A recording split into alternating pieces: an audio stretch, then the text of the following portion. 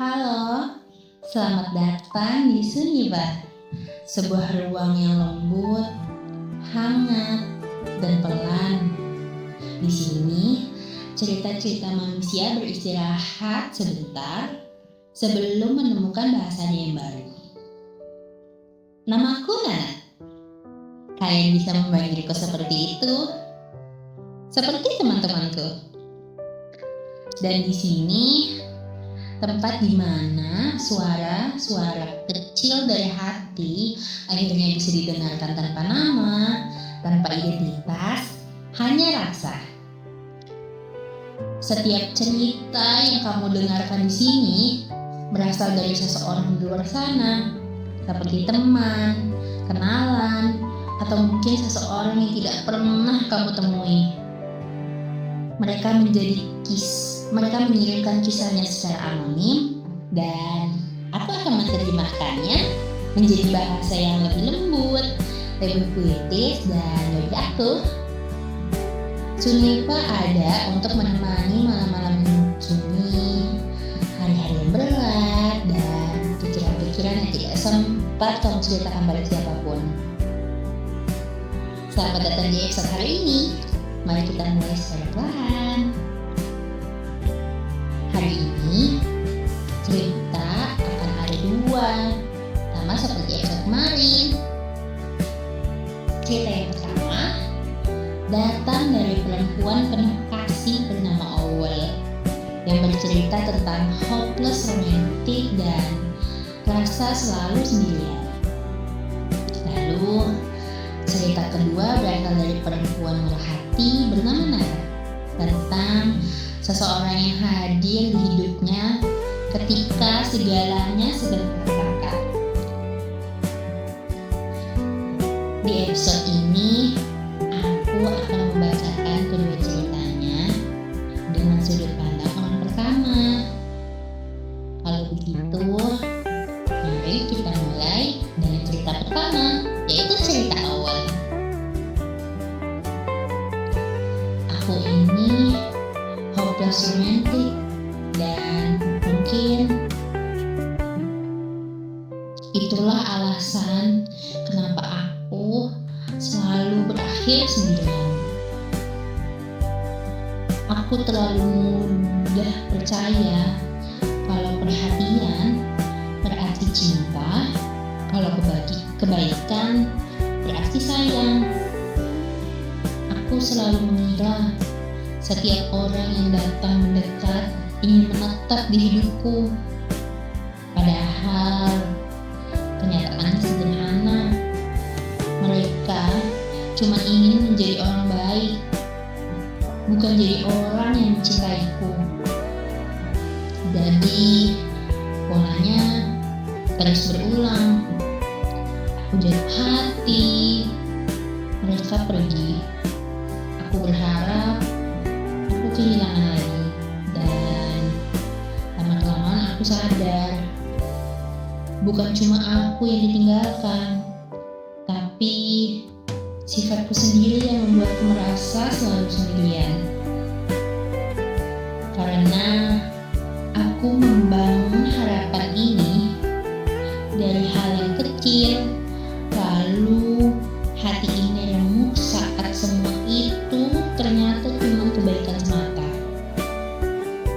Sampai akhirnya aku lelah menunggu seseorang yang benar-benar ingin tinggal, lelah merasa gak pernah cukup, lelah percaya bahwa mungkin aku memang ditakdirkan untuk sendirian. Tapi nyatanya selama ini memang begitu. Pesan sederhana dari Owl, belajar cara pandang aja ke manusia itu sewajarnya dan jangan berlebihan. Lalu kita akan lanjut ke cerita kedua, yaitu cerita dari Nara.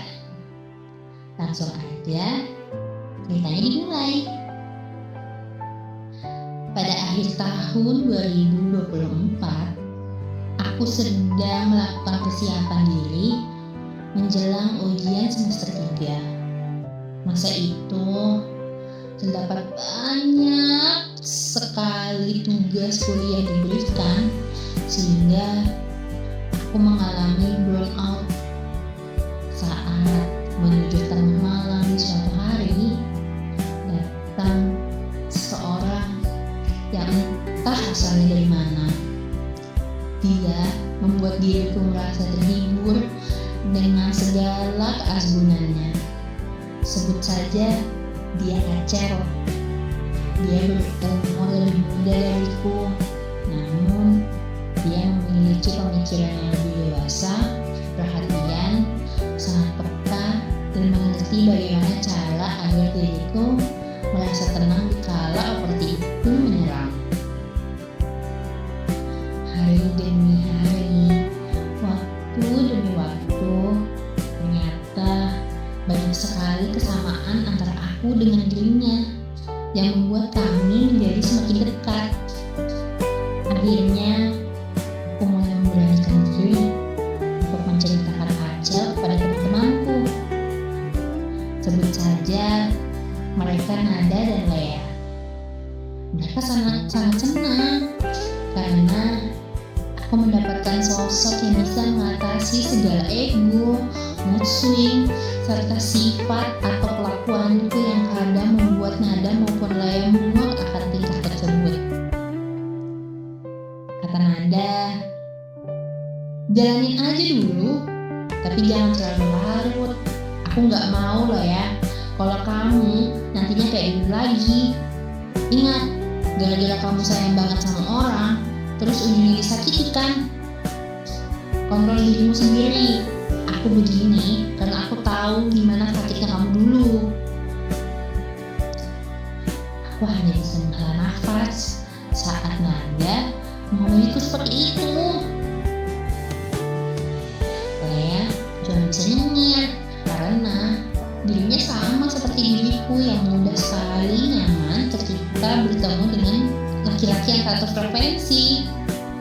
Pada itu, dia memahami kondisiku. Singkat cerita, aku merasa kurang bersemangat di bulan Desember itu. Padahal bulan itu adalah bulan di mana aku lahir.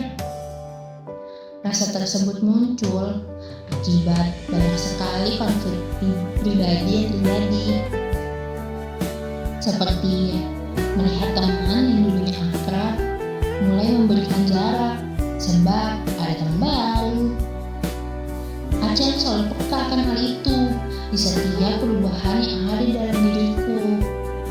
Dia memiliki 1.000.000 cara untuk membangkitkan moodku kembali sekaligus memberikan nasihat di setiap permasalahan yang terjadi. Walaupun demikian, aku selalu berusaha memberikan feedback terkait segala hal yang ia lakukan. Itu membuat dirinya berpikir bahwa aku ini merupakan orang yang dapat diandalkan.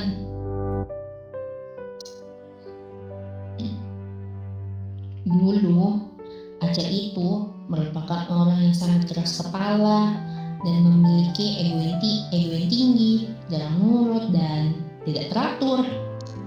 Tapi semenjak ketemu sama Nara, Acel berubah menjadi laki-laki yang sangat menahan emosionalnya, gak menjadi gampang sekali diatur, kemudian menjadi penurut. Asal ceweknya aja yang nyuruh. Makanya saudara perempuannya menaruh harap pada Nara agar dapat mengontrol adiknya itu dan tidak pernah mengikuti perkataan mereka.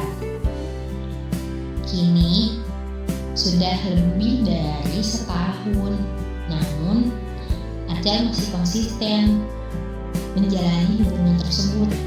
Selalu excited setiap Nara cerita, bahkan mengadu ataupun sekedar yapping, membuat Nara semakin tenggelam dengan perasaan nyamannya. Acel memberikan inisiatif untuk merubah dirinya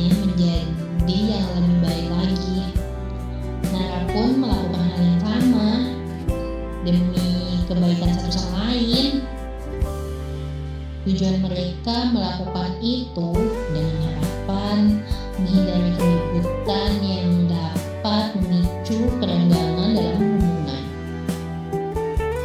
Meskipun terdapat banyak sekali badai di hubungan mereka, namun itu bukanlah halangan bagi mereka untuk berpisah. Justru setiap hal yang terjadi pasti diusahakan untuk di-stop ketika mereka telah membaik demi menghindari rasa yang terpendam. Keseringan memendam perasaan dapat membuat hubungan hancur. Maka perlu mengontrol diri agar tidak terlalu terbawa jauh dalam hal tersebut. Dengan demikian, tidak pernah sekalipun terucap kata bosan atau capek di antara Ajal dan Nara. Pesan sederhana dari Nara buat kita semua, kadang seseorang hadir bukan untuk menyelesaikan seluruh hidupmu, tetapi untuk mengingatkan bahwa kamu tidak sendirian. Hubungan yang sehat bukan yang tanpa masalah, tapi yang mau membicarakan luka sebelum berubah menjadi jarak. Begitu dulu deh buat episode hari ini. Aduh, agak berat ya jadi ini.